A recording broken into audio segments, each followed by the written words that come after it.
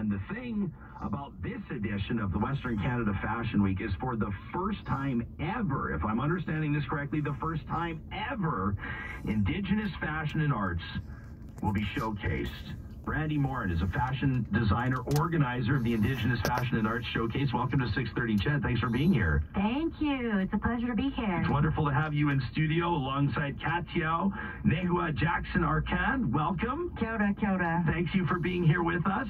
And over the phone, let's loop in the third member of our panel this morning. He's the Master of Ceremonies for the Indigenous Fashion and Arts Showcase. And of course, every Canadian that pays any attention to the big screen, to television, knows Nathaniel Arkan. Nathaniel, welcome to the program. Good morning. Thank you. Yeah, thanks for making time to join us. Brandy, are you the one? I mean, I know that I can see as soon as I start talking about this, your face just explodes into a smile. You have the biggest smile on your face right now. How did this come about? Take us into what led up to this big showcase. Sure. So yes, this is the first time that an all Indigenous fashion and art showcase is happening at Western Canada Fashion Week. So they've had Indigenous showcase before, but this is the first show that is entirely featured with Indigenous designers and artists. So back in December, I was inspired to, create a fashion event to showcase the talents that we have here, the local talents. Actually, I was inspired by a fellow designer who's also a photographer. His name's Brad Crowfoot, and he had done a photography series to showcase what we are after there was a lot of backlash online from a woman in the southern United States who had created an online store, and it had the term squaw in it. It was a squaw boutique, basically. So he created this series to combat that, and I thought, wouldn't it be so cool if we did a live event to actually show and share what Indigenous in fashion is all about? So, oh boy, I got together with nine other local designers, and it just transformed from there. We had the City of Edmonton and the Edmonton Arts Council and Yellowhead Tribal Council jump on board as sponsors. So we planned it just within 3 months, and we're really excited. It's already happening tomorrow. Katya, I'm a real ball cap guy. Like, I have an obscene collection of ball caps. Like, I have way too many. And you're wearing, I love the style of yours right now. It's like nice flat brim, but I'm paying real attention to the fashion label that is splashed across the front of it. Mixed Blood. Take us into what that is. So, Mixed Blood is a company that's actually owned by Brandy Morin. She's repping me. I am repping Mixed Blood. I'm a huge fan of Mixed Blood and her story and how she carries herself and what her business is about. As myself, as a Mixed Blood family of Maori, Cree, and Mohawk in my family, it's really important for us, for our company to share and normalize that we are 100% of each culture that is within our family. We are not part Cree, part Mohawk, part Maori. We are 100% Maori, 100% Cree, 100% Mohawk in our family. And to normalize that, especially for our babies, our younger ones, it's really important that we stand proud in who we are and what we are. Nathaniel, people obviously know you from your roles in North of 60 and Heartland and a lot of your great work and among the Canadian art scene. What drew you to this? What's your connection here?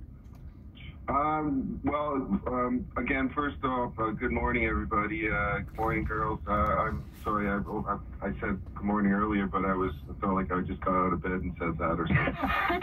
Hey, at least you're honest. So, yeah, I'm just saying hi.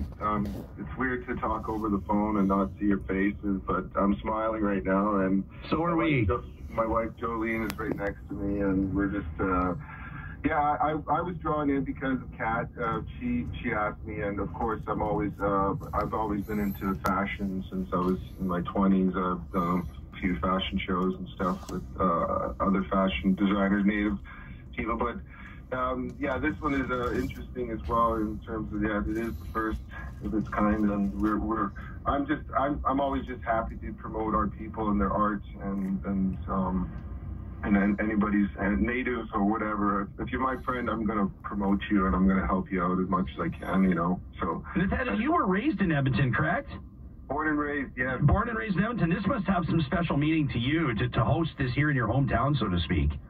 Yeah, it's always lovely to come back home to see all the family and friends, and yeah, Edmonton is a special place for me, of course. I mean, I was born there, and I know I'm still an Oilers fan. Yeah, that's tough to be an Oilers fan and be in other cities, and people are like, "Oh, you're an Oilers fan?" Like, yeah, so just because I moved away doesn't mean I'm not an Oilers fan. Yeah. Well, hey, listen, I thought when we were coming in here to talk fashion and arts and culture that I could steer clear of hockey talk right now. But Nathaniel, it was a big win last night against Columbus. I'll keep in mind that we've got probably 100,000 diehard Flames fans also tuned in right now. They probably don't want to hear anything about this because they're gearing up for a Stanley Cup run. Yeah, I know. I'm sorry I went on that. But, that's perfectly fine. I'm sure that Calgary, our friends tuned in Calgary, would be more than happy to talk hockey right now.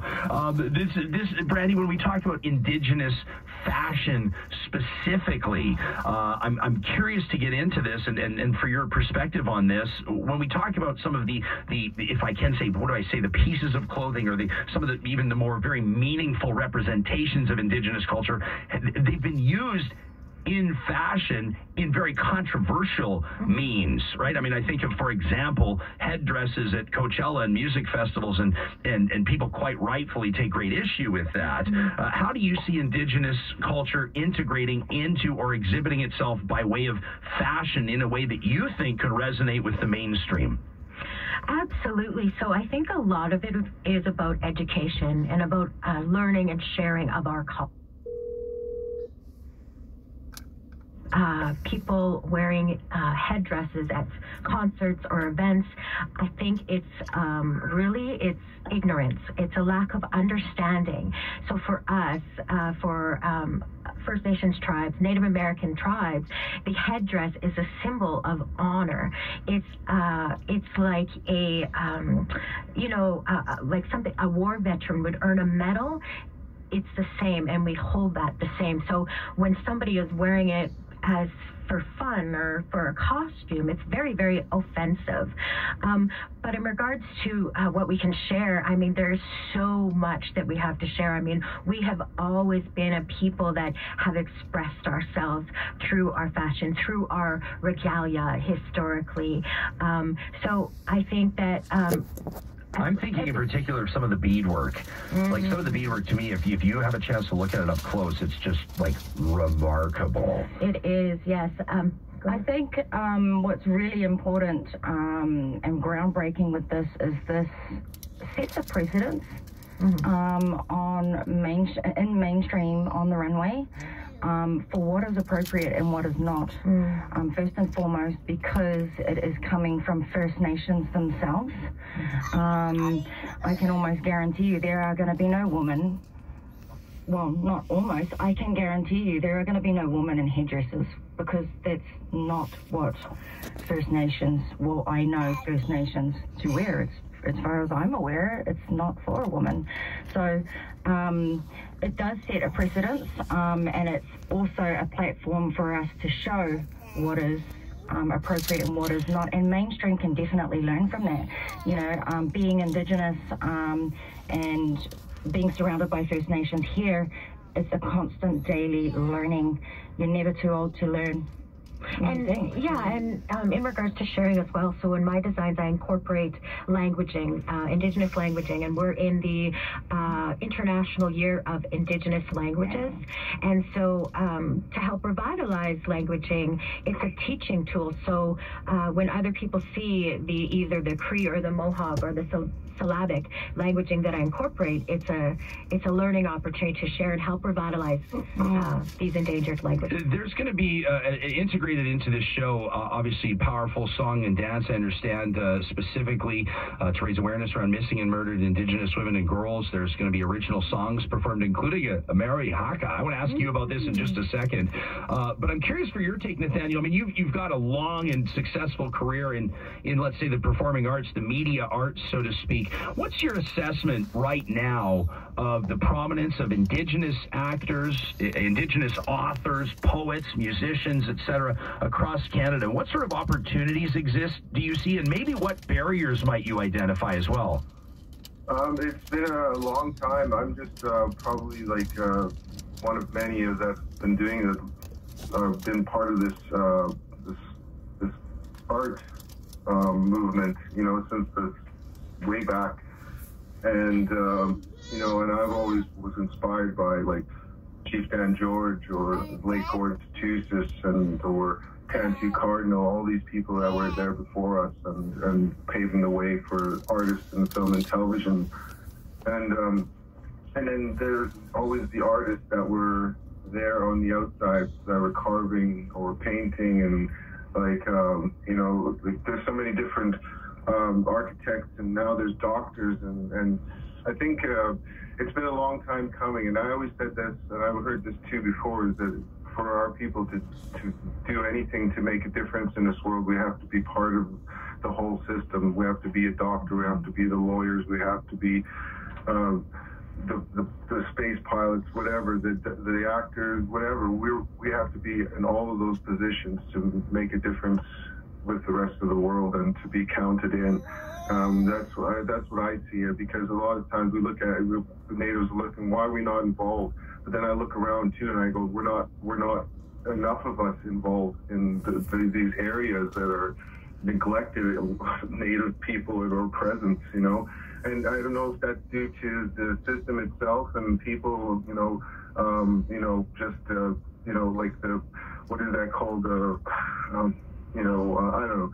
There's a word for it, but, you know, being picked over others, you know, because of skin or race or anything like that. Like a favoritism or a suppression on the flip side, all that kind of stuff. Yes, you know, that's due to a lot of different things. But now we see Native people are coming out of that, and I think it's to stop saying poor us, just do something about it, get out there and do something, you know, kick some butt, you know, and that's what I see nowadays, and especially our women, you know, our women are taking the, you know, precedence and moving forward with a lot of things in our movement of being recognized as human beings and people, you know, in this world, you know, and I love it that, you know, we have women in power now and are native, and, you know, and for me it makes me feel hopeful. Well, we just got thumbs up and a fist bump from the ladies that are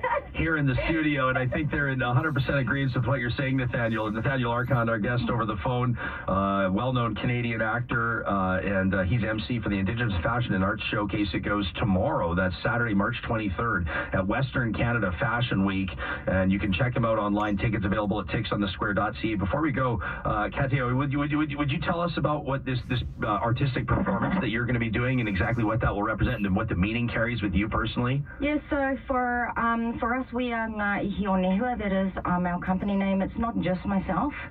It's very, very important to acknowledge the other members of this company, who are actually my daughters, who are 15 and 13 years old. Right on. On the runway, they have decided all designs, what order they go in, who's wearing what.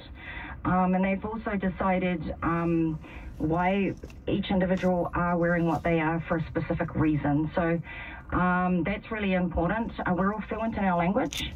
And yes, we will be performing a haka. So it's not the haka that everybody knows that See the All Blacks do. Right, before the rugby games, yeah. Yeah, so it's not actually that one for us. That's actually a haka that is led by a man. So unfortunately it won't be that one. If we had a Māori male with us, we could do that one. But the haka we will be performing is a haka specifically for women. Beautiful. So I love it. I think it's also just following on what Randy was saying about language. That's what we're big on, is language. And also the event name, we are Indigenous Empowerment Collective. As a collective, The event name is actually derived from 3 Indigenous languages, which is the Māori language, the Cree language, and the Blackfoot language. So the event name is actually Mana Pāsiko o ka Naumoa, which means power or strength to rise together from all over. So that pretty much embodies who we are as a collective, who we are as an Indigenous peoples. And it's inclusive of all of us as Indigenous people, because I'm very aware that as Māori, we're not First Nations to these lands, but our story is exactly the same, and we stand in solidarity and we stand in support with all of First Nations across the country. Beautifully stated. And Brandy, just in closing. The overall theme is celebrating and sharing our cultures with all of our relations. So we invite everybody to come on out and check it out. The inaugural Indigenous Fashion and Arts Showcase, the premiere tomorrow at Western Canada Fashion Week. My thanks to our guests, Nathaniel Arcand, Kateo Nehua, Jackson Arcand, and Brandy Morin. Thank you for this, and have an incredible day tomorrow. Nahawin, thank you. Get $10,000 credit card cash. Yes, at City Ford. Get up to